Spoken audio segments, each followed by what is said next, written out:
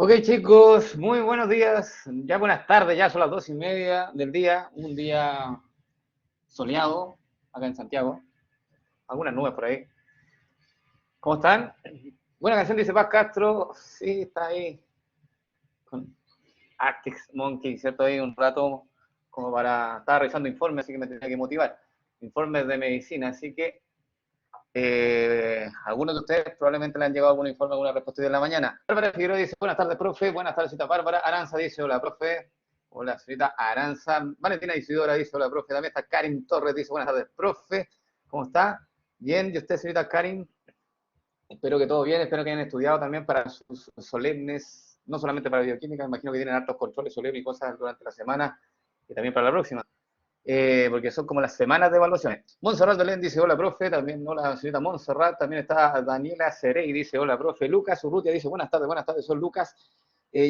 Joan dice, Joan Manuel Delgado dice, hola, profe, o sea, Joan, señor Joan. Denis Constanza dice, hola, profe, hola, señorita Denis. Javiera Arevalo dice, hola, profe. Constanza Polanco dice, hola, también está Aranza, dice, bien, ¿y usted? Bien, también. Trinidad Pasotti dice, hola, profe, también está Carolina Ignacia Jara Rivet dice, hola, profe. Benjamín dice, hola, profe. Daría también dice, hola, profe. Con inflamación. Alfredo dice, hola. También Natalia dice, hola, profe. Sofía Saavedra dice, hola, profe. Daniela Alejandra dice, hola, profe también. Valeria Majinski dice, hola, profe. Hola, señorita Valeria Majinski. Y Oli dice, señorita Grace Almendra. Se volverá. Ok, chicos, hoy día entonces vamos a partir la sesión número 13, que es en control a todo esto. Ya, el control de mañana, esta sesión ingresa. Y después mañana nosotros tenemos otra clase, que es la sesión 14, que la vamos a hacer en la mañana, más que la mañana en la tarde, porque empezamos a las 2:30 también. Y después viene la sesión de las 14:40, en donde vamos a partir la sesión 14.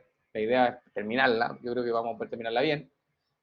Y al final en los últimos 20 minutos de la sesión de mañana, en el módulo 2, de bioquímica, obviamente, vamos a tomar el control número 1 de la asignatura, ¿ya? Que entra hasta, ojo, hasta la sesión número 3.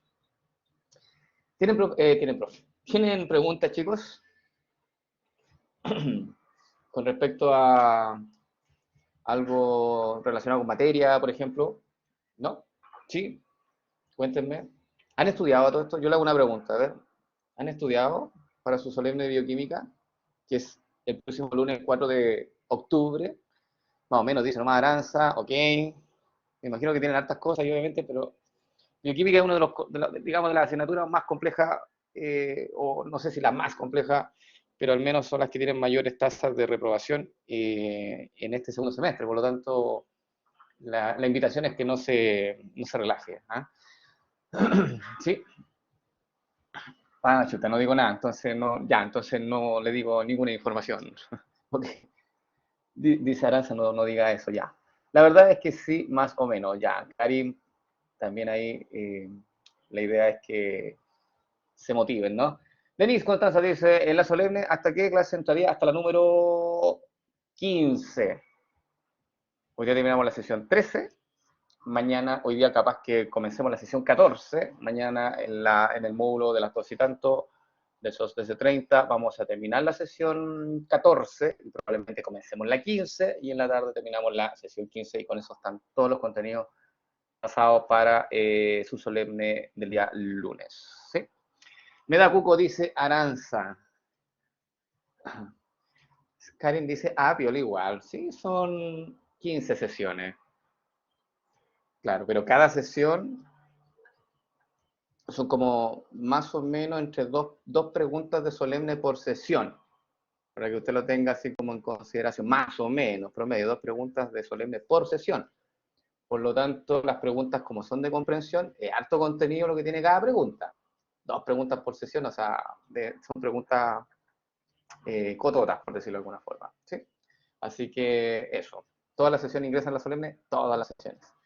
Gracias, un 2, dice. ¿Qué fe, Grace? Ya, Karen dice, ya, pero no nos va a ir, pero nos va a ir bien, sí. Nos tengo toda la fe. Yo también. Eh, las estadísticas dicen que las mejores carreras que les va en bioquímica son medicina y obstetricia. Por lo tanto, confío en que van a seguir manteniendo esa alta aprobación. Eso es lo que creo yo. según las estadísticas de los últimos 3 años que yo he manejado. Así que espero que sigan así. Ustedes son los que van a seguir con esto de las nuevas generaciones. ¿Sí? Karen dice, eso ya es avaricia. No, yo confío en ustedes. Ustedes además tuvieron biología celular y yo no los conozco. Ya chicos, vamos entonces con la clase número 13, sesión número 13. Vamos de lleno. ¿Qué vamos a ver hoy día? Vamos a enfocarnos a las enzimas de utilidad en el ámbito clínico. Ya hablamos un poco de esto en las clases pasadas, pero ahora vamos a hablar un poco más en profundidad. ¿Qué significa esto de la enzima del ámbito clínico? ¿Cómo se utilizan? Algunos tipos, algunos ejemplos. Y por lo tanto, vamos a hablar aquí de enzimas de utilidad en el ámbito clínico, vamos a hablar de marcadores clínicos, de enzimas de apoyo para determinaciones clínicas, que también se utilizan mucho en el laboratorio, ¿ya? Y no solamente en el laboratorio universitario, sino que también en el laboratorio clínico, ¿ya? Se utilizan para hacer, por ejemplo, determinaciones de algún ámbito en específico de algún paciente. Por ejemplo, medición de niveles de proteína en sangre, medición, por ejemplo, de la glicemia, que es los niveles de azúcar en sangre, medición, por ejemplo, de los triglicéridos, del colesterol en el plasma sanguíneo. Entonces, para hacer todas esas determinaciones también se utilizan de algunas enzimas como reactivos, ¿ya? Que lo utiliza obviamente el técnico o el bioquímico o el químico para poder hacer entonces las determinaciones y entregar los resultados a sus pacientes. ¿Okay? También vamos a hablar de la explicación de las enfermedades que se producen por mutaciones o mal plegamiento de proteínas, para cerrar entonces la clase, para cerrar toda la unidad, porque con esta sesión 13 cerramos la unidad, tenemos que darle entonces un foco clínico de por qué es tan importante entonces esto de la enzimología, por qué es importante las proteínas, ¿cierto? Porque si presentan alguna mutación o algún mal plegamiento, eso puede conllevar a una enfermedad. Entonces tenemos que dar una lista más o menos de algunas enfermedades y la causa que la genera. Vamos entonces. Enzima de utilidad clínica. Aquí dice, existe una serie de actividades enzimáticas que se miden en el suero. ¿Sabes lo que es el suero o no? ¿Sí? Cristian Alfredo me dice, profe, pero le faltó la descripción proteolítica. Sí, porque yo vi la clase pasada y decía que, o sea, en teoría yo lo pasé. ¿Sí? Pero si me dice que me faltó, la 62, ya. Entonces, gracias, después de haber dado toda esa introducción, todo ese preludio, ahora voy a tener que retroceder. Ya, gracias por avisarme. No, está bien. Estoy seguro que habíamos llegado a las preguntas. Bueno, ok, vamos entonces. Esta entonces es la última regulación que nos quedó pendiente, que es de la excisión proteolítica, que es muy simple. Voy a leer lo que dice acá y después se lo voy a explicar. Dice, algunas enzimas de nuestro cuerpo, no todas, solamente algunas, son sintetizadas como zimógenos. ¿Qué significa que sea zimógeno? Significa que son enzimas que tú las sintetizas pero en forma inactiva, ¿ya? Como las que se muestra en imagen. Aquí dice zimógeno inactivo. ¿Ya? Entonces aquí la pregunta es, ¿por qué algunas enzimas se sintetizan de esta forma? ¿Por qué creen ustedes? Una célula, por ejemplo, al hacer la síntesis de proteína, hacer la síntesis de una enzima, la sintetiza en forma inactiva. ¿Cuál sería la racional que hay detrás de por qué una enzima haga eso? Perdón, por qué una célula haga eso, de sintetizar una enzima inactiva. ¿Cuál es la idea? ¿Creen ustedes? Piensen como una célula. Exactamente, Felipe. Una razón es para que se active en otro lado, ¿sí? Porque puede ser que la célula sintetice una enzima, pero que esa enzima no se necesita que funcione en esa célula. ¿Me entienden o no? Puede ser que la célula ella sea la responsable de sintetizar la enzima, pero si ella no la necesita, la sintetiza muchas veces para que otras células la utilicen. ¿Ok? Entonces, claro, efectivamente, ¿para qué sintetizar la activa si no la vas a usar ahí en la célula? Entonces, por eso se sintetiza en forma inactiva. ¿Se entiende? ¿Sí? ¿No? Sí, ya. Entonces, muchas de nuestras células hacen este mecanismo de síntesis de enzimas en forma inactiva porque no se van a utilizar o en la célula, o puede ser que no se utilice en el tiempo determinado. Puede ser que se requiera la enzima, pero no en el tiempo inmediato, sino que esa enzima se requiere para después. Entonces, claro, ¿para qué la vas a sintetizar activa si no la necesitas activa ahora? La necesitas activar después. Entonces, en cualquiera de los dos escenarios, este tipo de regulación enzimática es súper importante. ¿Por qué? Porque cuando se sintetiza entonces la enzima, se sintetiza en forma inactiva, se guarda muchas veces, o se mantiene en algunos reservorios donde está ahí sin operar, no está a funcionar, y después cuando se necesita que se active, estas enzimas son activables por ruptura hidrolítica de una porción específica de la cadena polipeptídica. Dicho de otra forma más simple, es que esta enzima, que es el zimógeno, que está inactiva, se corta un enlace peptídico y con eso se libera un fragmento de la proteína. Y al liberar ese fragmento de proteína, la enzima queda activa. ¿Sí? Es como un prepicado, por decirlo así. ¿Han visto ustedes que de repente tienen, no sé, alguna jugo o cosas así que vienen como sellados? Y cuando tú lo quieres consumir, lo abres y le cortas como la puntita. Bueno, esto es más o menos lo mismo. Tienes una enzima que está inactiva y justamente ese pedazo de proteína que está ahí tiene que ser extendido o puede ser, o dicho de otra forma, cortado o eliminado mediante una enzima. Y esa enzima es una proteasa. Entonces las proteasas son las que cortan, acá viene una enzima, corta, se libera el fragmento y la enzima queda activa. ¿Okay? Dice acá, esta regulación es muy característica en enzimas digestivas, o sea, cada vez que usted consume algunos tipos de alimentos, por ejemplo, proteínas, esas proteínas se tienen que degradar mediante el uso de enzimas digestivas. Bueno, esas enzimas digestivas se activan cuando usted consume alimentos, ¿ya? Entonces, se activa justamente por este mecanismo, el mecanismo de excisión proteolítica, donde la enzima estaba inactiva, por ejemplo, en el páncreas, que son el órgano que sintetiza, por ejemplo, la enzima, algunas enzimas digestivas, y el páncreas las libera al intestino y en el intestino se activan mediante excisión proteolítica. De ahí empiezan entonces enzimas, justamente en ese sector, a degradar las proteínas de la dieta, las proteínas que ustedes consumen. Otro ejemplo de esta excisión proteolítica es en la apoptosis. ¿Se acuerdan que la apoptosis es una muerte celular programada? ¿Sí? En donde la célula básicamente se suicida. Bueno, sabemos que esta apoptosis es un fenómeno irreversible. ¿Qué significa esto? Que si la célula decide suicidarse, no hay vuelta atrás. ¿Okay? Por lo tanto, el proceso tiene que ser muy bien regulado. No puede activar el suicidio y después la célula no se puede arrepentir. Entonces, justamente el mecanismo para activar la apoptosis es este, en donde se sintetizan enzimas inactivas que siempre están presentes en una célula, que se denominan procaspasas, que están inactivas ahí, pero cuando ya la célula decide suicidarse, producto de que a lo mejor acumuló muchas mutaciones, mucho daño, o incluso está viejita, ¿sí? Senescente el término. En ese caso, esas procaspasas se activan mediante excisión proteolítica y se convierten en caspasas activas. Y esas caspasas son enzimas activas que empiezan a degradar todo el interior de la célula para llevar a cabo entonces el proceso de apoptosis, que es una muerte limpia. ¿Ya? Otro ejemplo que también se utiliza este tipo de regulación de decisión proteolítica es cuando se activan los factores de complemento en la sangre. Y también cuando se activa la fibrina, que es una proteína que sirve, por ejemplo, para la coagulación. Entonces, claro, también ahí ocurre procesos de excisión proteolítica que activan entonces enzimas para que lleven a cabo entonces su función en el lugar donde han sido activadas. ¿Vamos bien, chicos? ¿Alguna pregunta?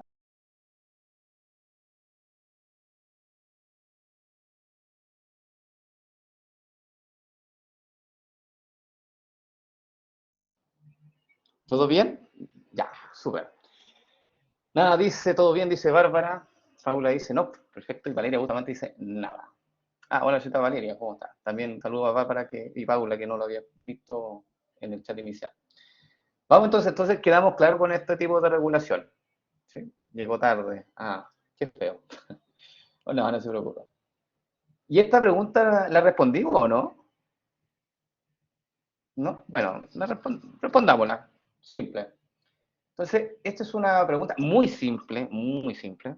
Ya, no es una pregunta que te pueda hacer yo en el control ni en luna solemne, porque la verdad es demasiado simple. es para ver si efectivamente ustedes pueden captar un tipo de regulación nomás. Dice acá, ¿qué tipo de regulación sufren las enzimas encargadas del proceso de apoptosis?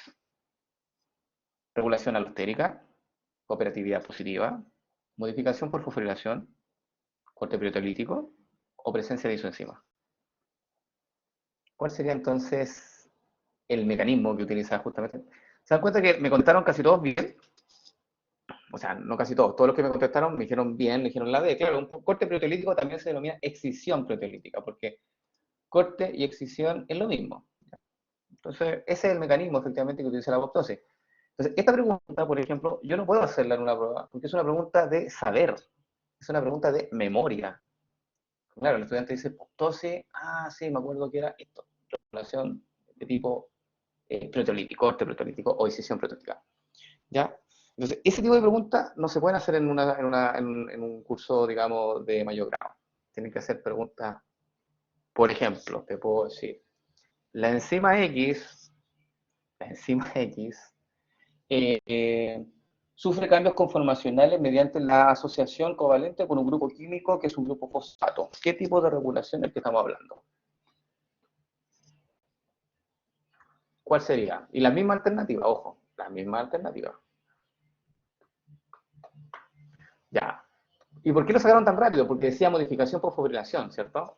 Porque yo dije, se pone un grupo fosfato en forma covalente, ¿cierto? Pero si yo no saco fosforilación, ¿qué le puedo poner acá en vez de fosforilación para que no sea tan evidente? ¿Cómo se llama esa modificación que puede ser por fosforilación, acetilación, metilación? ¿Cómo se llama el término genérico? Se llama modificación por covalente irreversible. Ah, perdón, reversible. Muy bien, Bárbara, gracias. Se llama modificación covalente reversible. Entonces, ese mismo ejemplo se puede preguntar de esa forma.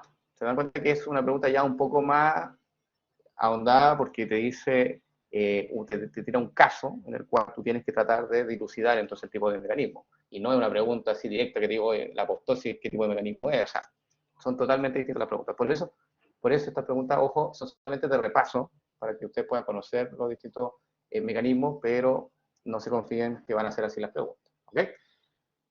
Ya, y esto lo dejamos también para la casa, que era, midamos el aprendizaje, dice acá, indique o busque un ejemplo para cada tipo de proceso de regulación de la actividad enzimática estudiado en clase. Entonces, ¿cuál es la misión del estudiante? Que me dé un ejemplo, por ejemplo, de una regulación alostérica, ya, por ejemplo, la regulación alostérica, muchas enzimas que regulan vías metabólicas utilizan regulación alostérica. Por ejemplo, la exoquinasa, la glucoquinasa, la PFK1, la piruvatoquinasa, existen un montón de ejemplos de regulación alostérica. Cooperatividad positiva, enzimas que se unan entonces ciertos ligandos y eso active la captación de otros ligandos. Muy pocos ejemplos de esto hay. El ejemplo más clásico es la hemoglobina, pero la hemoglobina no es una enzima, es una proteína de transporte. Igual podríamos usarla como ejemplo simplemente como para entender lo que es esto de la cooperatividad positiva. Modificación por fosforilación. Existen muchas enzimas que se modifican de esta forma. También, por ejemplo, la glicógeno sintasa, la glicógeno fosforilasa, enzimas súper importantes en la síntesis y degradación de glicógeno en el hígado y en el músculo esquelético. Por lo tanto, ahí tienen un montón de ejemplos. El corte proteolítico, oxidación proteolítica. Ahí tenemos las enzimas digestivas, por ejemplo, la quimotripsina, quimiotripsinógeno, tripsina, la pepsina, que se transforma desde el pepsinógeno, ya dijimos también las procaspasas, ¿ya? Existen también muchos ejemplos que se pueden ver y que obviamente funcionan en nuestro cuerpo. Y la presencia de isoenzimas es lo que vamos a ver ahora a continuación, porque vamos a ver enzimas de utilidad clínica, y ahí las isoenzimas caen como anillo al dedo, porque las isoenzimas, recuerden que son enzimas que hacen la misma función, pero tienen leves diferencias en la parte estructural. ¿Ya? Así, y por lo tanto, esas leves diferencias llevan a que tengan formas levemente distintas y también los parámetros cinéticos también cambian levemente. ¿A qué me refiero con los parámetros cinéticos? KM y Vmax. ¿Ya? Así que la idea es que ustedes puedan averiguar acerca de estos mecanismos, algunos ejemplos que estén, digamos, representados en nuestro cuerpo. Vamos entonces ahora a la sesión 13. Enzimas de utilidad clínica. Vamos a ver entonces las enzimas como marcadores, vamos a ver también enzimas de apoyo en determinaciones clínicas para, por ejemplo, la determinación de exámenes clínicos. Vamos a hablar después de la explicación de ciertas enfermedades, por qué se dan en el caso de mutaciones o en el caso del mal plegamiento de algunas proteínas. Así que va a estar bastante, digamos, médica este tipo de clase. Dice acá, enzimas de utilidad clínica. Existen una serie de actividades enzimáticas que se miden en el suero. Y aquí habíamos quedado, yo les pregunté qué es el suero, y ustedes me dijeron que sabían, ¿o no? El suero, ¿sí? ¿Saben lo que es el suero? El suero sanguíneo, ¿no? ¿Sí? ¿No? Mira, las determinaciones, cuando uno las hace en el laboratorio, lo más probable es que ustedes ya hicieron el práctico de determinación de proteína, ¿o no? En laboratorio. ¿Lo hicieron? Lo más probable es que sí. El profesor a usted le entregaba una muestra de un paciente que se llamaba suero N y suero P. ¿Se acuerdan o no? ¿Sí? ¿Sí? ¿Se acuerdan? Ya. Mi pregunta es, ¿de qué color era ese suero? Más o menos. El color. ¿Se acuerdan o no? Como amarillo, ¿cierto? Ya. Y ese suero, efectivamente, uno lo extrae de la sangre de un paciente. Entonces, a veces, ¿cómo se hacen las determinaciones de la siguiente forma? Usted saca sangre de un paciente, extrae sangre de un paciente, sangre venosa, o incluso puede ser sangre arterial también, pero sangre venosa es la que uno extrae, en un tubo. Y esa sangre, obviamente, es de color rojo, porque tiene glóbulos rojos. ¿Sí? Entonces va a poner ahí color rojo. ¿Sí? Oh. Esta sangre, entonces, tiene en su interior un montón de sustancias, tales como glucosa. Recuerde que hay niveles de azúcar en sangre normales, ¿cierto? En condiciones normales. Aunque esté en ayuno, igual tiene que haber azúcar en sangre. Hay proteínas, hay grasas, ¿ya? Hay partículas como VLDL, LDL, HDL. También hay sales, hay agua en altas cantidades. También hay células, como por ejemplo glóbulos rojos, glóbulos blancos. Y también existen plaquetas que ayudan también al proceso de coagulación sanguínea. Y la lista es enorme, ¿eh? También hay desechos tóxicos, hay urea también ahí dando vuelta, hay creatina, hay un montón de sustancias en la sangre. Pero obviamente como la sangre tiene tanta molécula, cuando usted quiere hacer una determinación de alguna enzima en particular, tiene que limpiar, digamos, entre comillas, tiene que aislar un poco las células que son más grandes de esta sangre. Y para ello entonces se utiliza el método de centrifugación. Voy a poner aquí así como una flechita, así, una flechita como circular, esa, que indica así como una centrifugación. Y se utilizan unas centrífugas de mesón, ¿ya? Que no son para nada tan sofisticadas. Y eso lo que hace finalmente es que la sangre empiece a separarse en dos fases. Entonces voy a hacer el mismo tubo, ¿ya? Y empieza entonces a separarse una fase superior y una fase inferior. En la fase inferior van a quedar todos los elementos que son pesados, o sea, las partículas más grandes, y también las células, porque las células son grandes. Entonces, van a quedar todas en el fondo y eso se denomina precipitado muchas veces. Y lo de arriba, esto de acá, va a quedar de color amarillo. ¿Ya? Lo voy a dejar amarillo. ¿Sí? Ahí, amarillo. Y eso nosotros lo denominamos el plasma, que es la parte acuosa, ¿ya? Y sin las células, sin los glóbulos blancos, sin los glóbulos rojos, porque todos los glóbulos rojos y blancos quedan aquí abajo. ¿Okay? Y justamente esto, si tú le echas factores anticoagulantes o extraes los factores del complemento de coagulación, se denomina suero. Y con ese suero el que uno hace la determinación en laboratorio. ¿Ya? ¿Ok? Por lo tanto, el suero se obtiene de la sangre. ¿Ya? Y en el suero están todos los componentes solubles, entre ellas las proteínas, entre ellas las enzimas, ¿okay? Hay agua acá, también aquí hay hormonas, está todo lo que lo debiera encontrarse disuelto y de pequeño tamaño debiera encontrarse en esta zona, ¿sí? Y esto es nosotros lo que utilizamos y lo que le pasamos al estudiante para que haga la determinación de los distintos analitos que queramos medir en bioquímica. ¿Ok? Pero eso viene de la sangre de un paciente. ¿Se entendió? Entonces, para que se lo imaginen. Sería bonito entregarle yo a los estudiantes sangre y que el estudiante hiciera la centrifugación. ¿Ya? Sería bonito, pero no contamos con centrífugas en masa para poder hacer el experimento y ojo que también la sangre se trata de evitar tanto la manipulación de compuestos biológicos, o sea, de sustancias biológicas por parte del estudiante. Como son de primer año, es mejor entregarle ya el producto procesado, ¿sí? Por eso se lo entregamos así como con suero. Ok, entonces en ese suero se hacen las determinaciones de distintos analitos que pueden ser de importancia bioquímica para ver si un paciente está normal o tiene alguna patología, como primera aproximación. ¿Ok? Y en ese suero se pueden determinar entonces distintos tipos de isoenzimas. Como dice acá, las isoenzimas son útiles para el diagnóstico clínico debido a que se expresan en forma de tejido específico. ¿Qué significa esto? Que las isoenzimas se expresan y se encuentran dentro de tejidos internos de nuestro cuerpo y debían vivir o residir o estar dentro del órgano. Pero ¿qué pasa? Si un órgano, ponte tú, aquí ves un cerebro, un órgano, si este órgano sufre un infarto, ¿sí? Un infarto cerebrovascular, ¿qué va a pasar con sus células? Cuéntame, imagínate, el cerebro tiene un infarto, se tapa un vaso sanguíneo. ¿Qué pasa con el cerebro? ¿Sigue funcionando normalmente? ¿Hay un problema? ¿Se mueren células? ¿Cómo se mueren esas células? ¿Alguien me puede responder? Porque eso es clave para poder entender esto de la enzima de utilidad clínica. Ya, no le llega oxígeno, perfecto. Y si no le llega oxígeno a una célula, ¿qué le pasa a esa pobre celulilla? ¿Se debilita? Ya, se debilita. Es como una persona, así. No anda débil. Tiene que comer. Enfermo que se muere. Ya, se muere, efectivamente. Ay, me llegó todos los chats de uno, ya. Se muere. Apoptosis. No necesariamente apoptosis, señorita Andrea. Buena respuesta, pero a la vez, digo buena porque me sirve para corregir algunas cosas.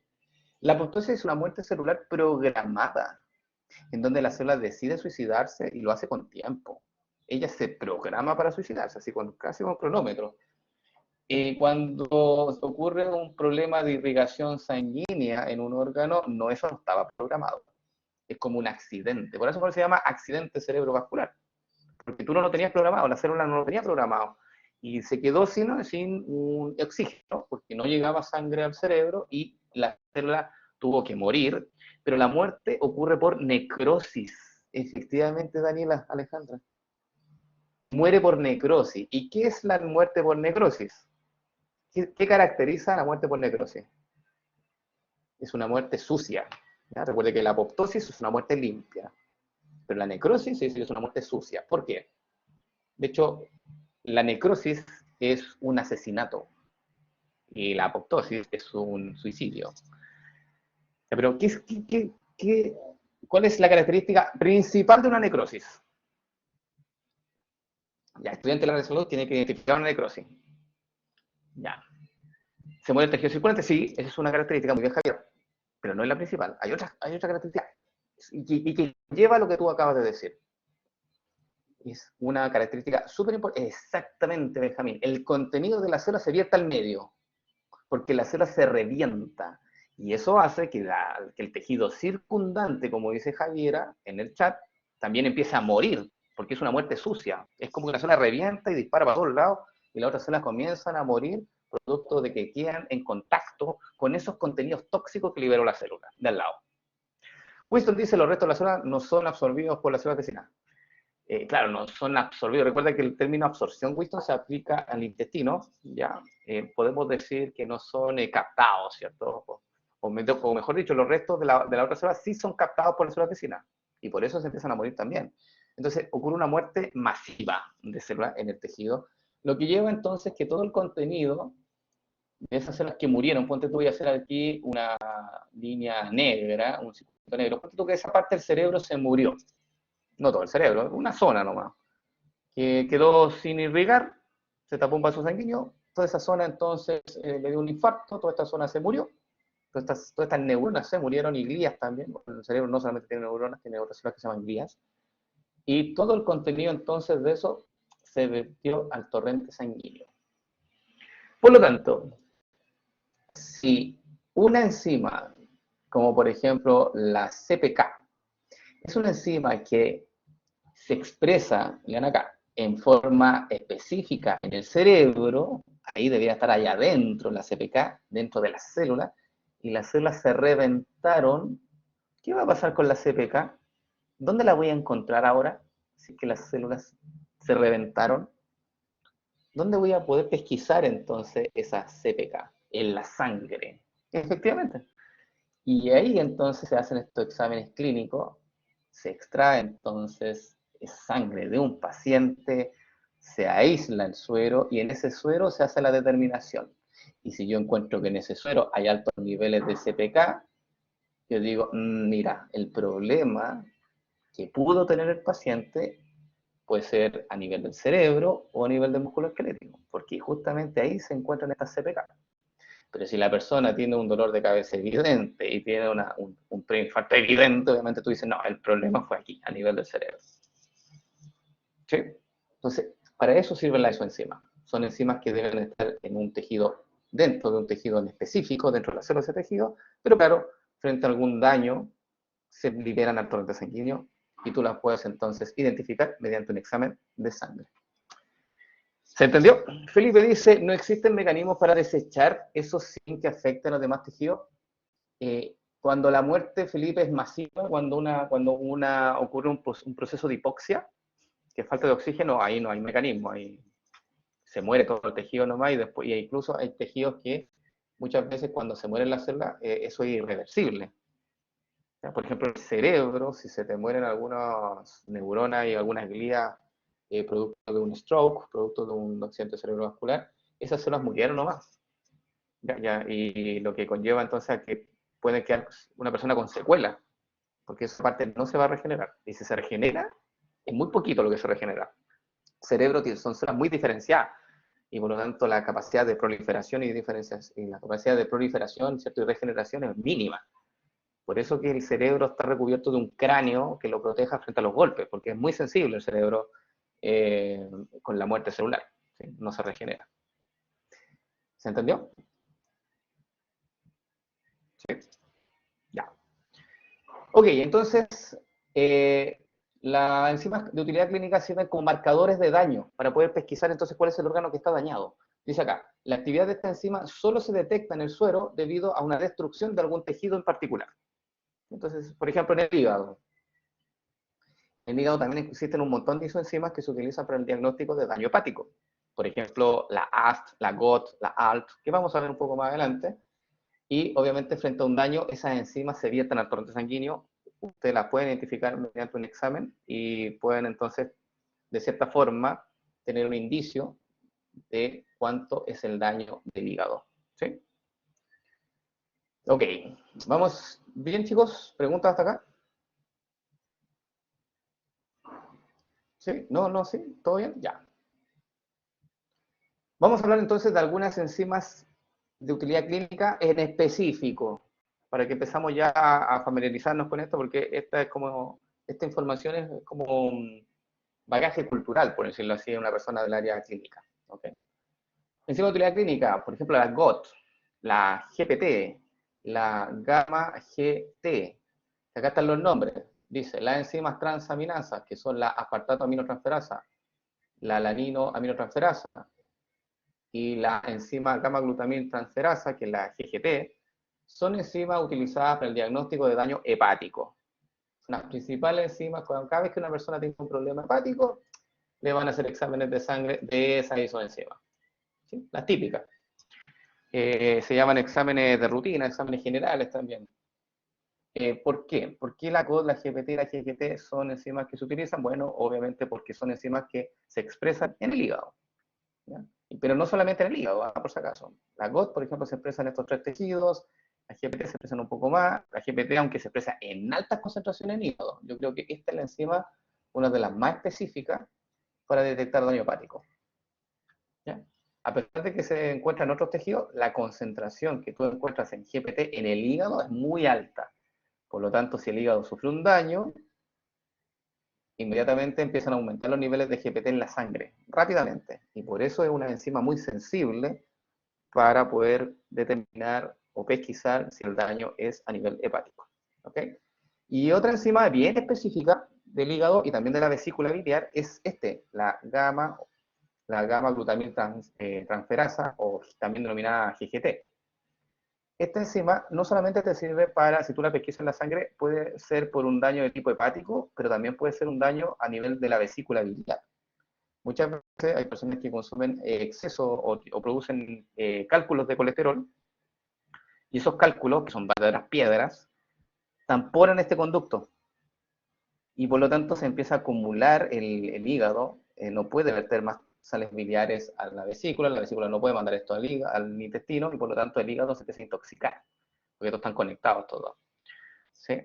Y eso lleva entonces a fenómenos de acumulación de bilirrubina, al no buen procesamiento, al metabolismo de esta bilirrubina, y genera un cuadro de ictericia, que es básicamente cuando la persona se pone amarilla, ¿ya? Y obviamente puede generarse por un problema tanto en el conducto vesicular como también a nivel hepático. Alfredo Maga dice, ¿hay que aprenderse los nombres de la enzima? No, no hay que aprenderse los nombres de la enzima. O sea, por ahora no, Alfredo, pero cuando sean ustedes vayan aumentando, vayan, digamos, cursando las distintas asignaturas, van a tener que aprendérselo sí o sí. Porque esto es, como te digo, es como cultura general. ¿Sí? Un médico que no sepa si que una gota, una GPT, es como, tienes que saberlo. ¿Ya? Y lo van a ir aprendiendo de a poco. ¿Así? Pero no, yo por lo menos, si ustedes me preguntan si es la solemne, yo le puedo hacer preguntas específicas, ¿sí? No, no, porque eso sería una pregunta de memoria. Carla Guzmán dice, profe, entonces si estas enzimas están en la sangre, ¿indican algún problema? Buena pregunta, Carla, es una pregunta solemne. Y como es una pregunta solemne, quiero que ustedes respondan. Que le respondan a Carla. Porque esa pregunta, yo te la voy a cambiar. Mira, Carla, es una buena pregunta. Mira, dice, profe, si estas enzimas están en la sangre, ¿indican algún problema? Sí, sí, estas enzimas. Ojo, estas enzimas. ¿Ok? Y ahora le voy a cambiar la pregunta. Si una enzima clínica está aumentada en el torrente sanguíneo, ¿siempre significa que el paciente tiene un daño interno? Repito la pregunta. Siempre cuando una enzima clínica esté alta en el torrente sanguíneo, ¿eso implica que el paciente tiene un daño interno? ¿Un daño interno? La respuesta es sí, tiene un daño interno. La respuesta a mi pregunta es sí, sí, debe tener un daño interno. Pero ese daño, ¿es patológico o no? Eso es lo que puede ser distinto. Sí, pues si hay una enzima clínica elevada, significa que hay un daño interno. Pero ese daño no siempre es patológico. Deme un ejemplo.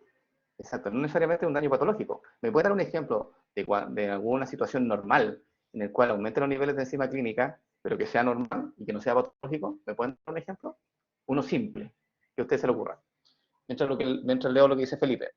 Dice, ¿nos podría preguntar cómo qué estudios realizaríamos ante la sospecha de... Por ejemplo, una buena pregunta sería esa, Felipe.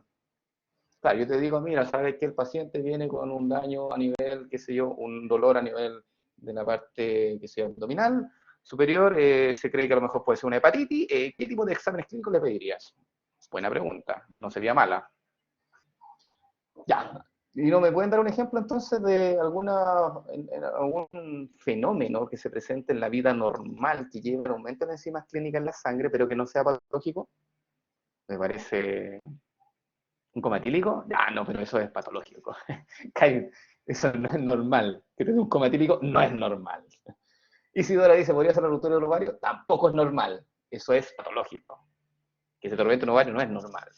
Glucosa, no. Aumento de insulina, no es normal que aumente mucho la insulina. Aumento de glucosa, aumento de glicemia, no. No. Mira, aquí te voy a decir acá mismo. En el músculo se encuentra una enzima que se llama creatinquinasa. ¿Ya? La creatinquinasa isoforma 3. ¿Qué pasa si tú haces mucho ejercicio? ¿Te duelen los músculos o no? ¿Sí?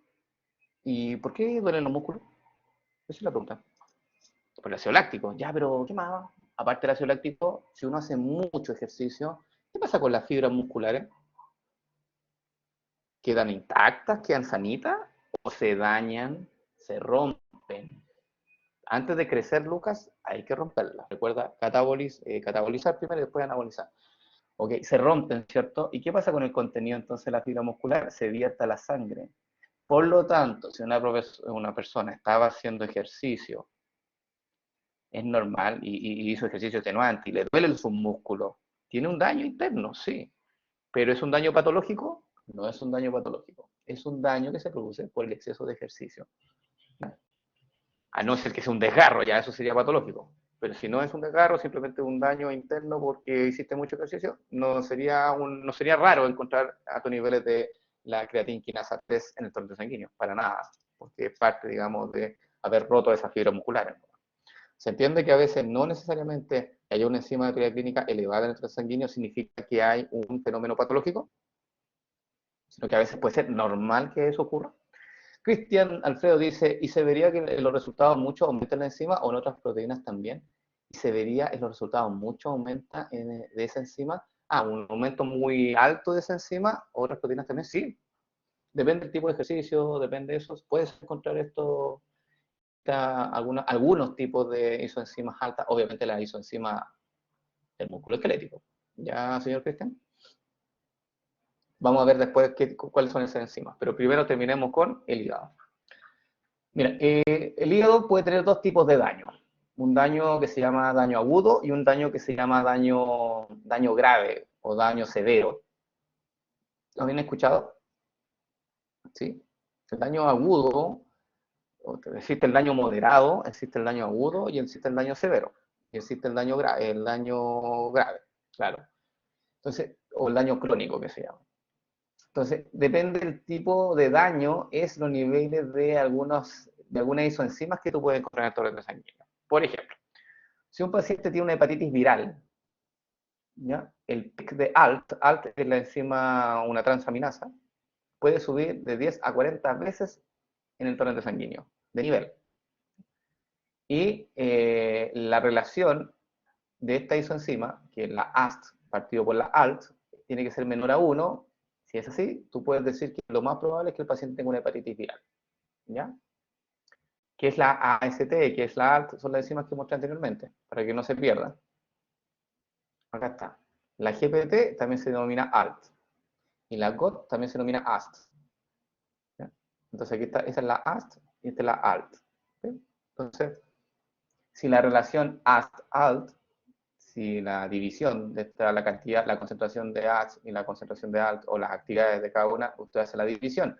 Si el valor le da menor a 1, significa que lo más probable es que el paciente tenga una hepatitis de tipo viral o una hepatitis puede ser también alimentaria. Si la persona ya tiene una hepatitis alcohólica, el pic de ALT es de 2 a 8 veces de aumento, y ahí este índice es mayor a 2, se revierte. Entonces es fácil pesquisar, no sé si es fácil, pero por lo menos uno tiene indicios de si esta persona tiene una hepatitis alcohólica o una hepatitis de tipo viral. ¿Ya? Si tiene una injuria tóxica, ponte tú, ¿sabes lo que es una injuria? ¿Sabes lo que es una injuria? Cala dice, ¿no? Injuria significa daño. ¿Sí? Es una injuria, un daño. ¿Sí? Entonces aquí te están diciendo que es un daño tóxico. Por ejemplo, por el exceso de consumo de fármaco. ¿Se puede dar un daño tóxico? Por supuesto que sí. Por ejemplo, el excesivo consumo de ibuprofeno te puede llevar a un daño tóxico hepático. En ese caso, los niveles de ALT aumentan más de 40 veces. Pero el índice AST-ALT es mayor a 1 cuando el daño es temprano, cuando el daño es reciente, por decirlo así. Ahora sí voy a leer lo que dice Carla. Dice, profe, ¿y en dónde provienen esas letras de los aminoácidos? ¿De qué aminoácido? La AST y la ALT son enzimas, Carla. AST y ALT son enzimas. Y vienen del nombre AST, también se denomina GOT, porque la AST es la aspartato. Ya te entendí la pregunta. Ya, ¿de qué aminoácidos vienen esos nombres de esa enzima? Ya, ahora sí te entendí la pregunta. Ya. La AST es de la aspartato transaminasa. Así se denominan, por eso se le denominó AST. AS es de aspartato, que es la enzima, perdón, que es el aminoácido que transamina esta enzima, y por eso se le denominó AST, de aspartato transaminasa. Y la ALT se le denominó así, la AL significa alanina, que que es otro aminoácido, alanina transaminasa. ¿Qué significa esto? Que son justamente enzimas que transfieren grupaminos de la alanina y esta transfiere grupaminos del aspartato. Por eso esa es la razón del nombre. Y ahora voy con Daniela, dice, profe, ¿y cómo se discrimina entre injuria tóxica y isquémica? Buena pregunta, porque los datos son iguales. Digo, sí, son iguales, pero básicamente por las preguntas que tú le haces al paciente. Vamos a hablar un poquito de eso, Daniela. Cristian Araya dice, profe, no me queda muy claro la relevancia de la relación AST-ALT. ¿Es solo para guiarse el tipo de enfermedad? Sí, es para darle, es justamente para poder tener más indicios de qué es lo que está afectando básicamente al paciente. Porque no es lo mismo una hepatitis viral que una hepatitis alcohólica. La hepatitis viral, si el aumento de ALT es muy alto, ¿ya? Y los niveles de AST, ¿cierto?, son menores a los de ALT, por eso te da un índice menor que 1, significa que el daño es agudo, una inflamación, aquí dice, es un daño hepático moderado con inflamación incorporada. Entonces, Cristian, ¿cómo vas a actuar, cierto? ¿Qué le vas a recetar, cierto, al paciente? Va a ser muy distinto si es que él tiene una inflamación moderada a si tiene un daño hepático severo de tipo necrótico. Para eso te sirve ese índice AST-ALT, ¿ya? Y si es menor a 1, el daño hepático tú puedes decir que es moderado y por lo tanto es una inflamación, puede ser de una hepatitis, puede ser una hepatitis alcohólica, o sea, perdón, una hepatitis viral, perdón, ahí sí. Y en ese caso tú puedes recetar antiinflamatorio, descanso, harta agua, obviamente, y una dieta liviana y baja en grasa, por ejemplo, y ejercicio suave.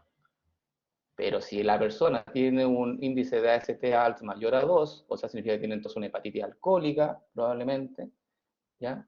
O una injuria a largo plazo, ahí el daño hepático, tú tienes, ahí dice, mira, usted paciente tiene un daño severo, un daño crónico, un daño necrótico, o sea, ahí hay muerte celular, mucha muerte celular, y por lo tanto, ya la forma de operar va a ser distinta.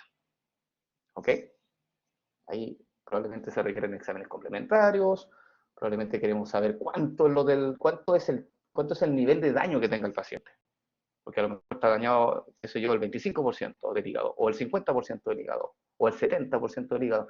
Y dependiendo de eso, obviamente, los fármacos cambian. Y el tipo de manejo que tienes con ese paciente también cambia. Por eso este índice, que se llama índice de RITIS, este de AST partido por ALT, dice, esta relación es importante porque te da un indicio, entonces, de qué tan dañado está el órgano interno. Ya, entonces me habían preguntado la diferencia entre una injuria tóxica y una injuria isquémica. En términos numéricos no hay diferencia, pero en términos de causa sí hay diferencia, porque una injuria tóxica, cuando tú le haces pregunta al paciente y te dice, no, yo consumí, qué sé yo, un químico o un fármaco en grandes cantidades, ya tú dices, ya, lo más probable es que eso se trate de una injuria tóxica. Pero si el paciente no ha consumido nada raro, ¿cierto? Y de repente empiezan a morirse sus células internas del hígado, es raro eso, y por lo tanto lo más probable es que ahí haya un problema interno, como por ejemplo el tamponamiento de un vaso sanguíneo. Por eso se llevó a una injuria isquémica, ¿ya? Entonces eso te dice, más o menos, cuando tú le preguntas al paciente, tú puedes más o menos dilucidar cuál sería la posible causa del daño hepático. ¿Se entiende? Sí. Ya. Leyeron una noticia la otra vez creo que fue esta semana, de un asiático que bebió 1,5 litros de bebida y se murió. ¿Lo leyó en alguna parte? ¿Sí? ¿Pero leyeron la causa de muerte o no? ¿O leyeron el puro encabezado nomás? No, no leyeron, ya. Era una injuria isquémica. Se dice que este paciente, esta persona, consumió tanta bebida, esa es como la explicación, ¿eh? Lo cual lo encuentro como poco probable, pero puede darse. Que el gas, hubo tanta cantidad de gas que llegó a sus intestinos que ese gas después empezó de alguna forma a difundir al interior de los órganos internos, como por ejemplo el primer órgano digamos, el órgano que se encuentra como primera línea, por decirlo así, el que va a recibir casi todo lo que uno absorbe, va a ser el hígado, ¿ya? Por la ubicación que tiene, porque está conectado justamente con el intestino mediante la buena aporte. Entonces, claro, cuando el hígado el intestino se llenó de ese gas muy rápido, eso empezó a difundir al interior del hígado y eso generó entonces que hubo un desplazamiento de la concentración de oxígeno y por lo tanto se generó un escuadro isquémico. O sea que las células hepáticas se quedaron sin oxígeno, producto del gas de la bebida, que no es oxígeno, es dióxido de carbono, ¿cierto? Y generó entonces que ciertas células no le llegara oxígeno y por lo tanto empezaron a morirse esas células y generaron necrosis. Pero necrosis tan grave, tan severa, que finalmente el paciente murió. Esa es la explicación. Entonces, ahí claramente hubo una injuria isquémica, un daño por falta de oxígeno. ¿Se entendió? ¿Sí? Ahí les digo un caso de actualidad, o sea, salió esta semana. Poco probable. 1,5 litros de bebida, murió. Bueno, esa es la explicación. ¿Vamos bien, chicos? ¿Sí? Ya, vamos entonces con... Veamos esto, lo último de daño hepático. ¿Cuándo uno decir cuándo es un daño hepático de tipo crónico? ¿Cuándo un profesional puede decir, mira, esto es un daño hepático que compromete un gran porcentaje del órgano? Pueden cumplirse en una de estas condiciones. Por ejemplo, si el paciente se produce un daño por la permanencia de cualquier hepatitis aguda por un periodo superior a 6 meses, tú dices, este daño ya es crónico. ¿Ya? O sea, si la hepatitis le dura más de 6 meses, el hígado va a tener un daño crónico. Y el segundo punto, que también puede utilizarse, dice que los síntomas de hepatitis crónicas conllevan menor elevación de enzimas hepáticas en el plasma, pero esto varía según el cuadro agudo que lo provocó. Por lo tanto, hay una menor elevación a veces de enzima hepática en la sangre, en el plasma o en el suero, como usted quiera decirle, pero esto varía según el cuadro que lo provocó. Por lo tanto, si el diagnóstico dice, si el aumento, por ejemplo, de la enzima ALT ocurre durante 6 meses, después de la instalación de la hepatitis aguda, ahí estamos hablando entonces de un daño tipo crónico, porque ya pasó mucho tiempo en que el daño está presente en ese órgano. 6 meses es un daño, o sea, es un tiempo largo, un tiempo prolongado. ¿Ya?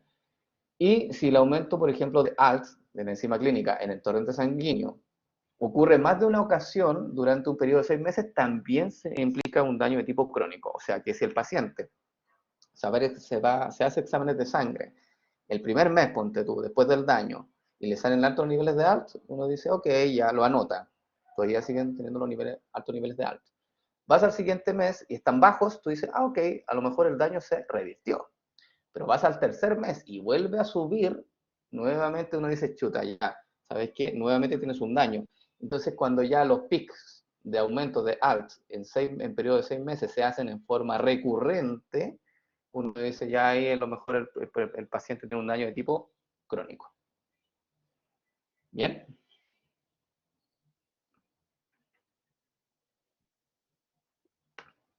¿Sí?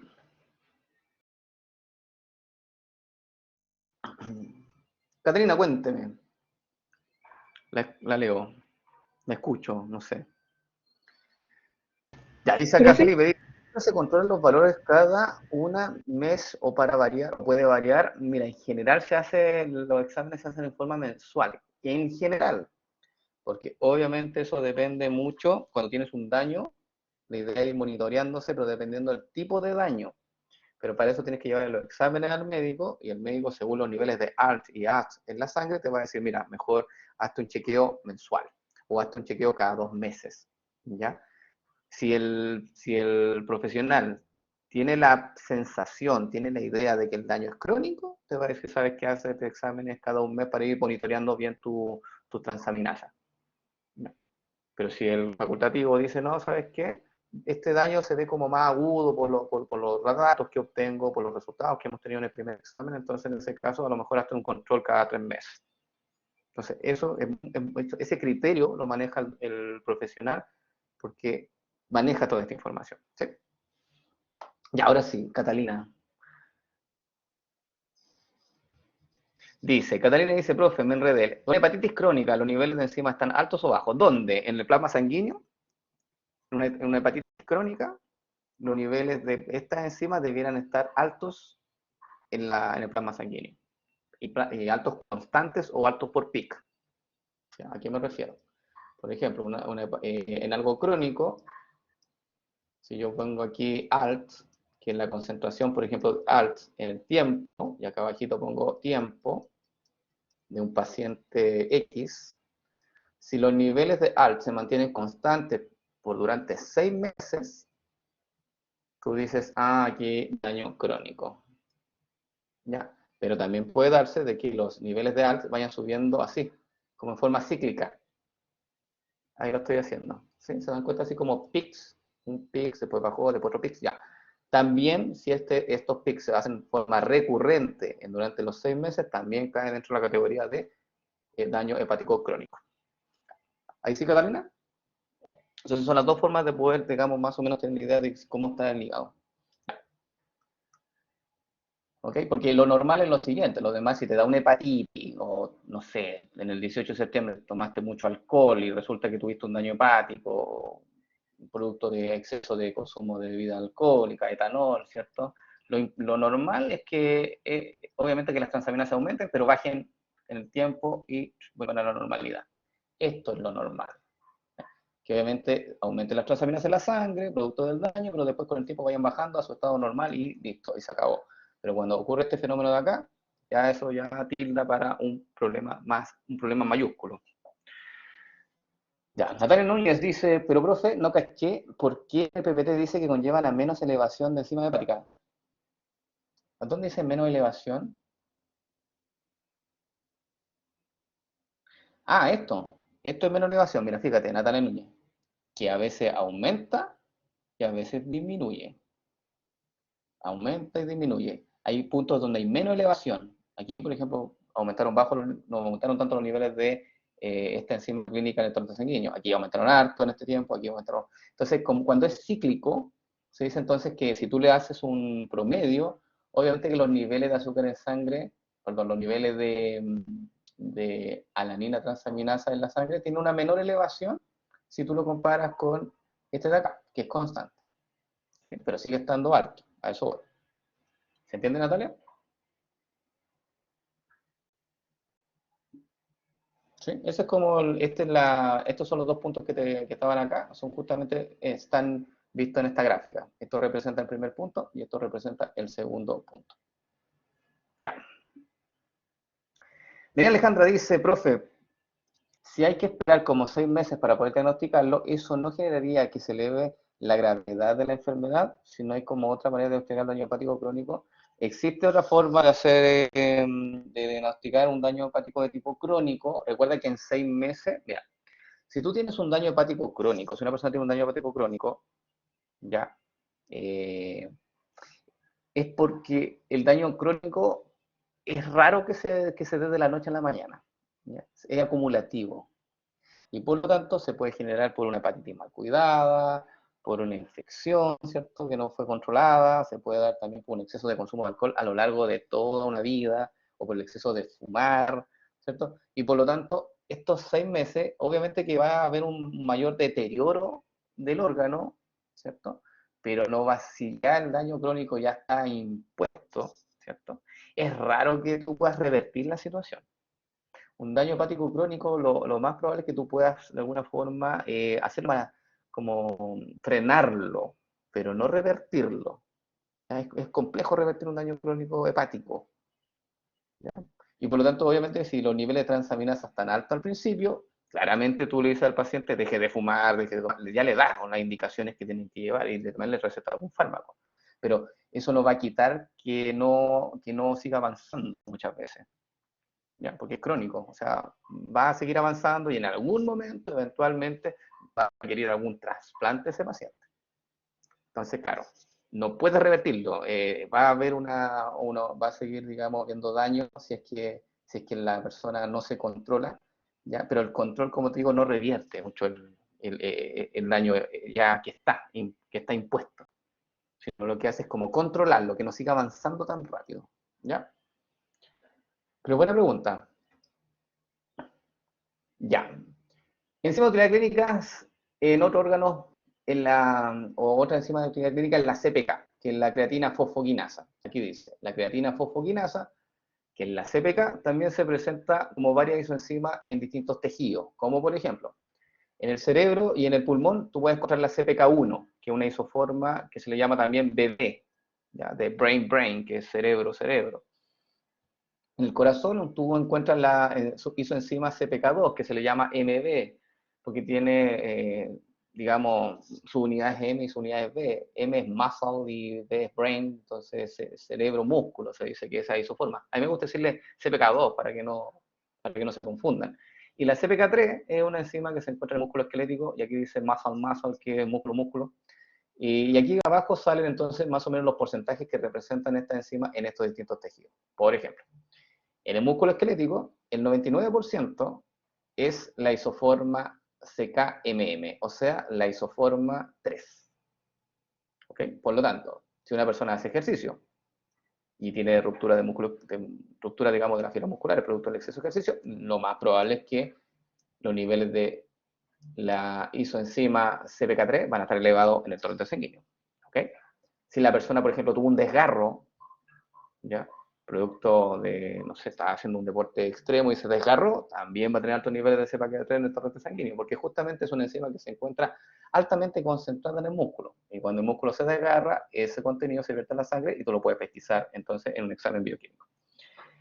En el caso del corazón, el corazón tiene distintas capas, está el epicardio, el miocardio y el endocardio. En la parte del parte media, en la parte del corazón que tiene la función contráctil, que es el miocardio, ese tiene un 77% de la isoforma 3, un 22% de la isoforma 2 y un 1% de la isoforma, 1, que es la B. ¿Sí? Ahí está.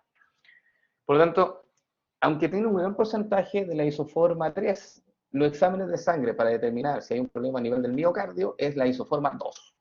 Porque a pesar que tiene un 22% de la CPK2, igual sigue siendo un porcentaje alto comparado con otro órgano o tejido interno. Ya.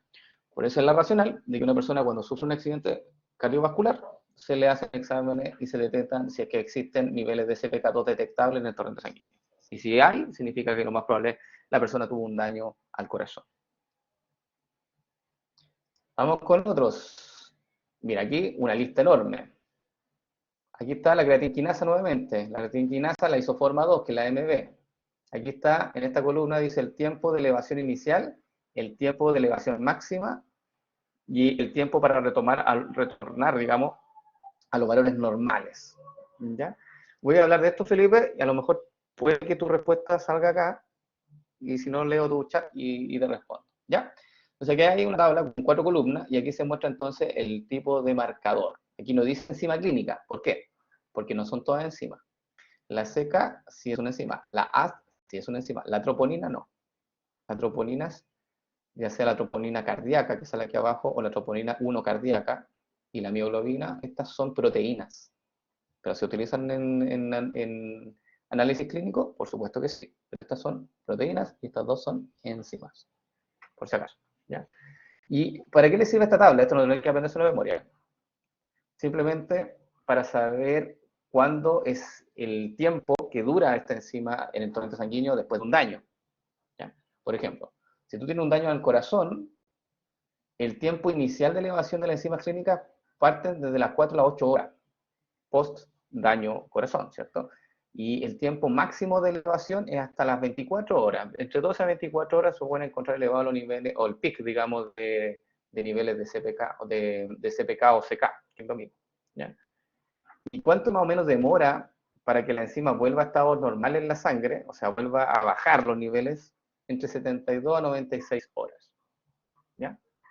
Ahora, ¿por qué a veces para hacer una determinación de si es que una persona tiene un problema a nivel del corazón, si tiene, por ejemplo, un accidente cardiovascular, por qué se utilizan ahora estas proteínas? Sobre todo estas dos primeras, estas de acá. ¿Por qué? Y para contestar esa pregunta, ya, porque son específicas, sí, pero hay otra respuesta, porque estas también son específicas, Felipe. ¿Ya? Las troponinas son específicas también. Pero estas son las que más se utilizan. Mira, y estas también, estas son, sí, esta la CK2MB también es específica. Se utiliza a veces, pero no siempre. Estas siempre se utilizan. La pregunta es ¿por qué?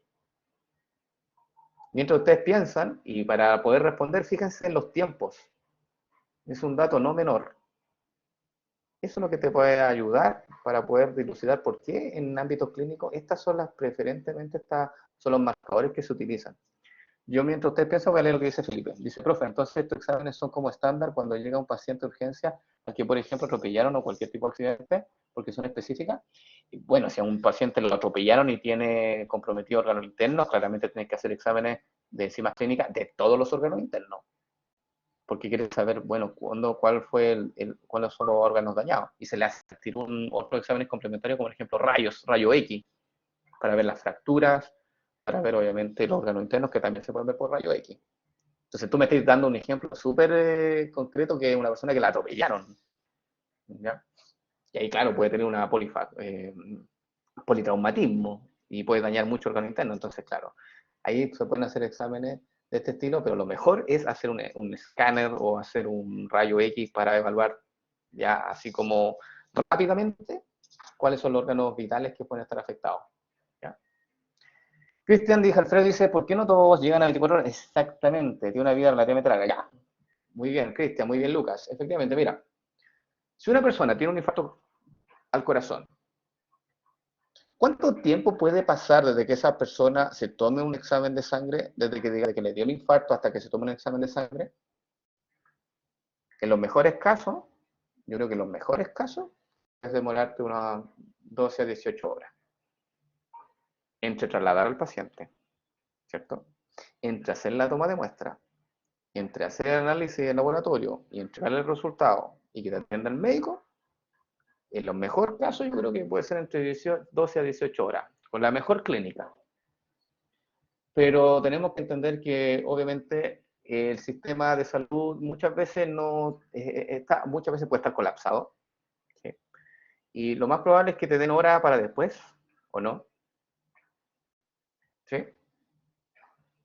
¿Le ha pasado eso de repente que uno que toma una hora y tienes que esperar días y días para poder tomar esa hora?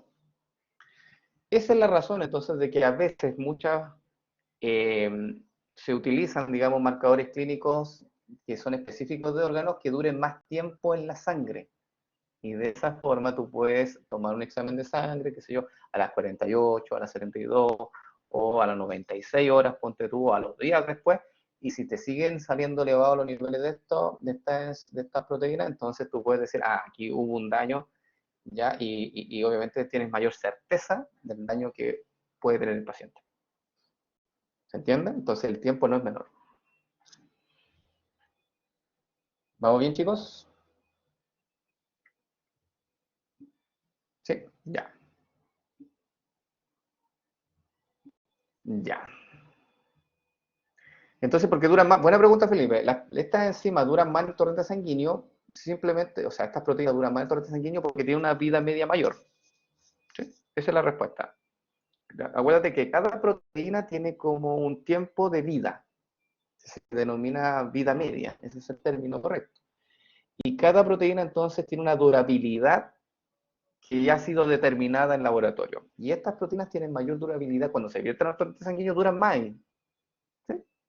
Porque son más estables nomás. A ese pH, ¿cierto? A la temperatura y a las presiones de sangre, se mantienen más o menos elevados hasta 10 días, de 7 a 10 días, y siguen circulantes y están ahí y son más estables. Pero hay otras que no. La CK, por ejemplo, a las 96 horas ya es excretada, ya se degrada, ya tiene una vida media menor. ¿Sí? Simplemente por eso. Ya. Ok, dice acá, enzimas utilizadas en las técnicas de diagnóstico. Tenemos distintas enzimas, no solamente las enzimas clínicas, sino que también existen enzimas que se pueden utilizar para técnicas de laboratorio. Por ejemplo, para enzimas para cuantificar metabolitos. Las mismas enzimas que usted va a utilizar, por ejemplo, para cuantificación de azúcar en sangre, o de triglicéridos, o de lípidos, van a estar entonces disponibles en su laboratorio y son enzimas que vienen en un kit que los vende una empresa. ¿Ya? Por lo tanto, ahí nosotros aplicamos esta enzima para cuantificar al metabolitos en sueros de pacientes. Enzimas de restricción, búsqueda de secuencia del ADN, amplificación por PCR. Esto ya lo vieron en biología celular. Efectivamente, si usted quiere hacer un PCR, necesita de una polimerasa, una enzima que se utiliza en una técnica de diagnóstico, por ejemplo. Si quieres saber un test de paternidad, lo mismo. Se necesita una enzima para técnicas de diagnóstico, entonces también tienen otras aplicaciones. Y las enzimas, por ejemplo, que son acopladas a sistemas inmovilizados. Por ejemplo, dice acá el test de Lisa. ¿Han escuchado del test de Lisa? ¿Saben lo que es el test de Lisa o para qué sirve el test de Lisa? ¿No? Ya, el test de Lisa es un test que no solamente sirve para el VIH, ¿eh, Felipe? Es un test, el test de Lisa es un nombre genérico. Es básicamente unas placas que se llaman placas de Lisa que tienen un anticuerpo y un antígeno unido y sirven para detectar, dependiendo del antígeno, dependiendo del anticuerpo que tú pongas en la placa, te sirven para detectar distintos tipos de, de antígenos o anticuerpos que tú quieras, digamos, determinar. Y lo que se ha utilizado bastante es la determinación justamente del virus del SIDA, ¿sí? Que son básicamente unas placas en donde se extrae sangre de un paciente y esa sangre después se centrifuga, ¿cierto? Se extrae entonces el suero y se coloca en contacto ese suero con la placa. Y la placa, como tiene anticuerpos contra antígenos del virus, puede identificar entonces, y si hay unión, se genera entonces una respuesta positiva y te da un resultado positivo. Por lo tanto, el test de ELISA es bastante utilizado para distintas determinaciones, no solamente para el virus del SIDA, se utiliza para otros tipos de virus, ¿ya? Y para otros tipos de antígenos que uno puede estar en contacto. Así que ahí hay una otra aplicación. Más adelante ustedes van a ver cómo se utiliza un test de ELISA, probablemente en laboratorio. Y simplemente les doy como la idea de existen más aplicaciones por parte de las enzimas. Vamos a ver las enfermedades. Ya esto repaso nuevamente. Hablamos de, existen distintos tipos de enfermedades que se producen por el mal plegamiento de proteínas o por mutaciones en las proteínas. Ya. Un ejemplo, ¿se acuerdan? Que era la anemia falciforme. ¿Cuál es la causa de la anemia falciforme? A ver si se acuerdan. ¿Cuál es la causa de la anemia falciforme? Una mutación, correcto, Felipe. Una mutación, y ahí está. Se reemplazaba este aminoácido, que es un ácido, este es un ácido glutámico, y se reemplaza por una valina, ¿sí? Eso entonces generaba que la proteína, al tener esta mutación de este aminoácido, lleva a que la proteína se pliegue de forma errática, de forma errónea, y eso conlleva entonces a que se empiece a acumular esa proteína en los glóbulos rojos y que produzca entonces una forma fusiforme que se llama, o falciforme que se llama, tienen estos glóbulos rojos, que no funcionan bien en el transporte de oxígeno. Y se genera entonces un cuadro anémico. Entonces ahí, este fenómeno se da por una mutación puntual. Aquí dice, algunos ejemplos ya estudiados en clase, la anemia falciforme, la enfermedad de los priones, que también la vimos, y la enfermedad de Alzheimer. Vamos a ver entonces más casos de algunos tipos de enfermedades que se pueden producir o por mutaciones o por el mal plegamiento de proteínas. Y para eso está esta tabla. Esta tabla es crucial. Aquí hay una pregunta solemne, así que pongan atención. En esta tabla se muestran ejemplos de enfermedades provocadas por alteraciones de plegamiento o mal plegamiento de proteína y también por algunas mutaciones. En la primera columna muestra la enfermedad, en la segunda columna muestra cuál es la proteína que es afectada y que lleva a la causa de la enfermedad. Y en la tercera columna muestra el mecanismo, o sea, cómo ocurre este fenómeno, cuál es el problema interno de la célula que lleva entonces finalmente a la enfermedad. Entonces vamos con el primero. El Alzheimer se ha visto que se genera por el mal plegamiento, voy a leer primero esto, el mecanismo, se genera por el mal plegamiento de un péptido que se llama beta-amiloide. Cuando ese péptido beta-amiloide se pliega mal, eso conduce a la formación de depósitos o acumulación de partículas de beta-amiloide, que se llaman beta-amiloide, dice acá. ¿Y dónde se depositan eso? En el entorno de las neuronas. Entonces, ¿qué pasa? En este caso, que cuando se empieza a acumular entonces este péptido beta-amiloide mal plegado, eso conlleva a que se generen estos depósitos alrededor de las neuronas, lo que conlleva muerte neuronal. Y justamente donde se ha visto esa acumulación de péptido amiloide es en la zona del cerebro, que es el hipocampo, que es el cerebro que es importante para los recuerdos. Por eso la persona empieza a perder la memoria, porque empieza a perder masa neuronal o número de neuronas en el hipocampo. ¿Ya? Entonces ahí se genera este cuadro de Alzheimer, que es una enfermedad neurodegenerativa y por lo tanto no tiene cura hasta la fecha. ¿Ya? Solamente uno puede retrasar un poco, pero digamos, esta enfermedad finalmente la persona muere, no por Alzheimer, ¿ah? Porque el Alzheimer es cuando se te olvidan las cosas y se empiezan a olvidar los primeros recuerdos y después se te olvidan los últimos. Es súper como triste esta enfermedad, porque al principio se te olvida cosas básicas, ¿sí? Las cosas, lo que hiciste ayer, qué sé yo, y a medida que va pasando los días y los meses y los años, ya esta persona pierde hasta la capacidad de controlar, de comer, por ejemplo, de hacer las funciones básicas que uno aprende cuando es niño, comer, ¿cierto? Ir al baño, y por lo tanto queda postrado. Y obviamente se olvida de sus familiares, y como al medio más o menos de la enfermedad empieza a olvidarse de las personas, entonces una enfermedad, y después finalmente la persona muere por otra enfermedad que se llama enfermedad como indirecta, ¿ya? Por ejemplo un resfriado, o enfermedad oportunista que también se le denomina. Vamos con la siguiente, la encefalopatía bovina espingiforme. Ya esta se da en animales, ya en los bovinos, en las vacas. Se genera por la proteína afectada, se denomina priones. Y en este caso, dice, los priones son proteínas que presentan una conformación diferente a la normal, o sea, nuevamente, mal plegamiento de proteínas. Que lleva esto, conduce a la formación nuevamente de agregados en las placas del cerebro. Y como aquí en este caso se empiezan a acumular estas placas en algunas neuronas o en algunas partes del cerebro, nuevamente hay muerte neuronal, lo que conlleva entonces a que estos animales entonces tengan comportamiento errático, ¿sí? Se andan pegando cabezazos, se caigan solos, entonces a algunos le pusieron la enfermedad de las vacas locas, ¿sí? Fibrosis quística, este sí ataca a la especie humana. La fibrosis quística o también la proteína afectada es la CFTR, que se denomina el regulador de la conductancia transmembrana de la fibrosis quística, así se llamó la proteína. ¿Por qué ocurre esta enfermedad? Dice acá, se produce por intermedio de plegados de formas mutantes de esta proteína CFTR, ¿ya? ¿Por qué? Porque esta proteína CFTR se une a las chaperonas, que tienen que ayudarle a su plegamiento, ¿cierto? Y no se disocian de las chaperonas, es como que las chaperonas quedan unidas a la CTFR, y eso tiene que soltarse. Bueno, y como quedan unidos, dice acá, evitan de esta manera que esa proteína llegue a la membrana, donde tiene que hacer su función. Y como nunca llegó a la membrana esa proteína, porque quedó atrapada, ¿cierto?, al interior de la célula, con una chaperona, que es la que tenía que ayudarle al plegamiento, no dejarla retenida. Eso lleva entonces que hay un déficit de esa proteína en el nivel de la membrana y por lo tanto se genera el cuadro de fibrosis quística. Grace dice, mi abuelita murió de eso. ¿Ven? Aquí hay muchas enfermedades. Mira, mi abuelo murió de Alzheimer. ¿Sí? Y es cruda la enfermedad. Pero lo más que sufren son lo que te rodean, generalmente en este tipo de enfermedades, porque como son neurodegenerativas, como que no puedes hacer nada al respecto. Entonces te sientes como ¿cómo se dice? Una persona una frustración, ¿cierto? Es una frustración enorme, porque no puede hacer nada, no. Vamos con la esclerosis lateral amiotrófica. Probablemente esta la conocen, sí, impotencia, sí, esa era como...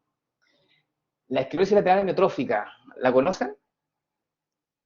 Dice, yo tuve un paciente que en un mes y a otro se degeneró mucho. Sí, pasa eso.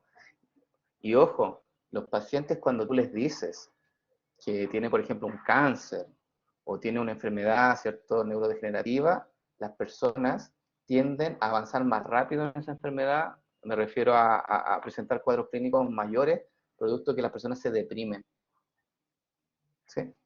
Hay una cosa ética ahí, una cosa ética porque, claro, ¿qué le digo al paciente? ¿Le digo la verdad o le digo que todo va a estar bien para extender la vida? No sé, es como complejo esa parte, ¿eh? No sé qué harían ustedes.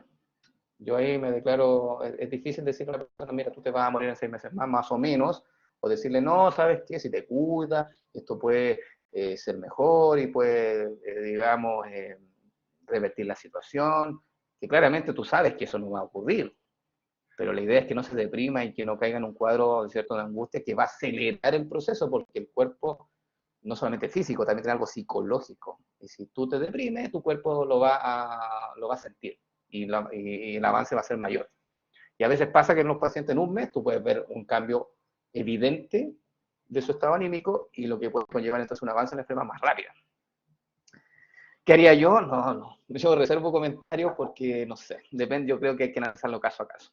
Felipe Andrés dice, hay que decirle, legalmente hay una obligación, no, no colocar el cual, sí, el juramento hipocrático, sí, sí hay algo ahí que uno tiene que decirle, pero depende cómo se lo digas. ¿Sí? ¿Le puede entregar toda la información o no toda la información? Depende del paciente. Hay pacientes que son porfiados, ¿no? Así que hay pacientes que siguen fumando, y dicen, ya, tú tienes que decirle, ya, si usted no para de fumar, usted se va a morir en 6 meses, listo. ¿Por qué? Porque eso es lo que es la verdad.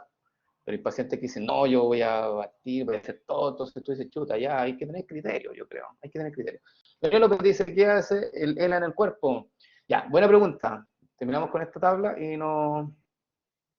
Sí, el ELA es una enfermedad que tenía Stephen Hopkins, efectivamente, sí, no se equivoca, muy bien. Mira, el ELA estuvo muy de moda, no me refiero a que personas la tenían, sino que en redes sociales. No sé si usted se acuerda de un challenge que había hace mucho tiempo, que era a tirarse un balde de agua fría con hielo. ¿Se acuerdan de eso? ¿Sí? ¿Usted lo hizo? Es el Ice Bucket, se llama. Muy bien, señor Cristian.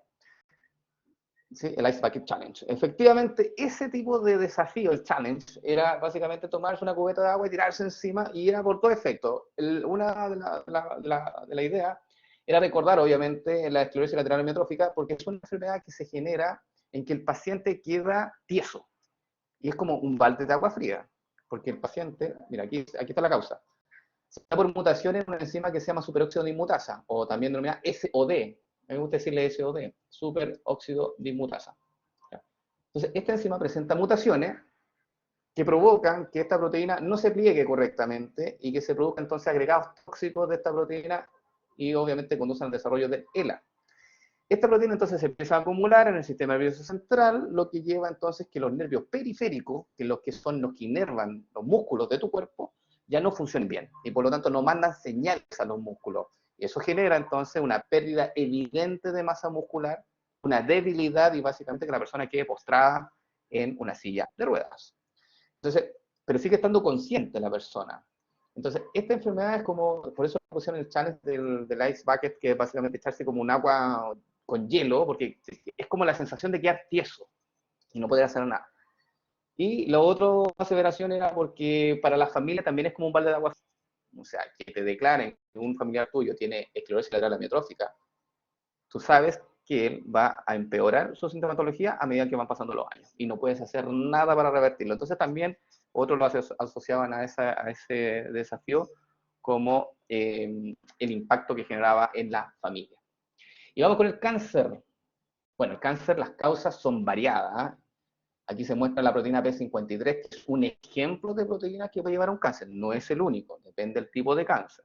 Existen, yo diría que cientos a miles de genes que se han descubierto a la fecha que uno sabe que pueden conllevar un cáncer. BRCA, BRCB, tenemos también protoncogenes, supresor de tumores, y existe una gama completa de genes que uno puede, digamos, saber qué tipo, al menos saber algunos tipos de cánceres que puede conllevar. Pero P53 es una proteína que se estudia bastante, y en Chile también se estudia.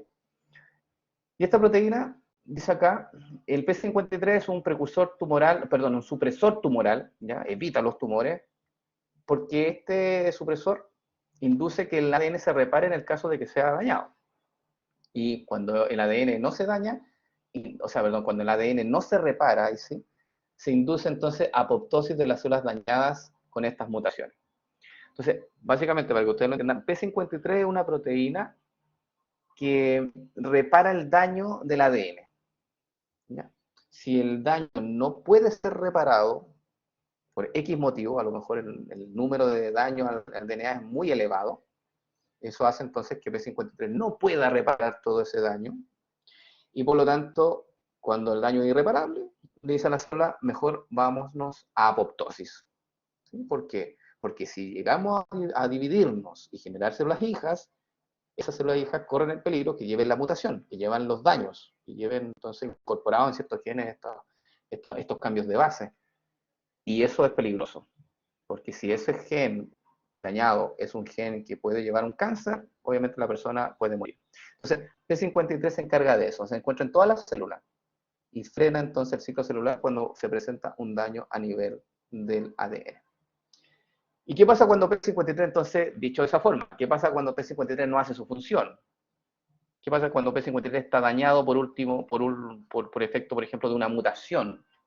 En ese caso, entonces P53 no pesquisa los daños, la célula sigue dividiéndose, genera células hijas con los daños incorporados, aumenta la probabilidad entonces de que esas células se vuelvan malignas, y una vez que una célula de esas se vuelva maligna, se genera entonces un cuadro cancerígeno.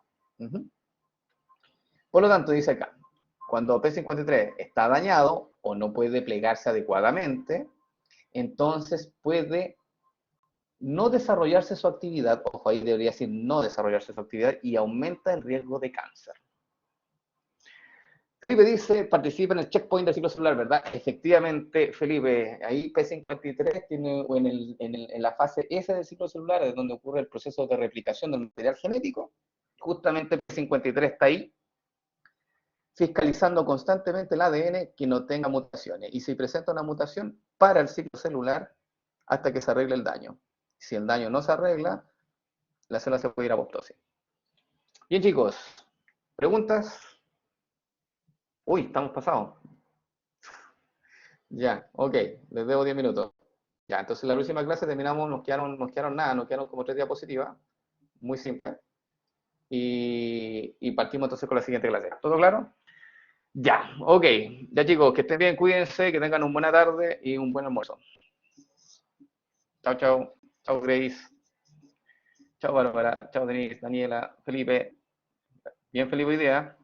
Chao, Lucas, Constanza, Daniela, Constanza Parra también, Valentina, Divinidad, Valeria.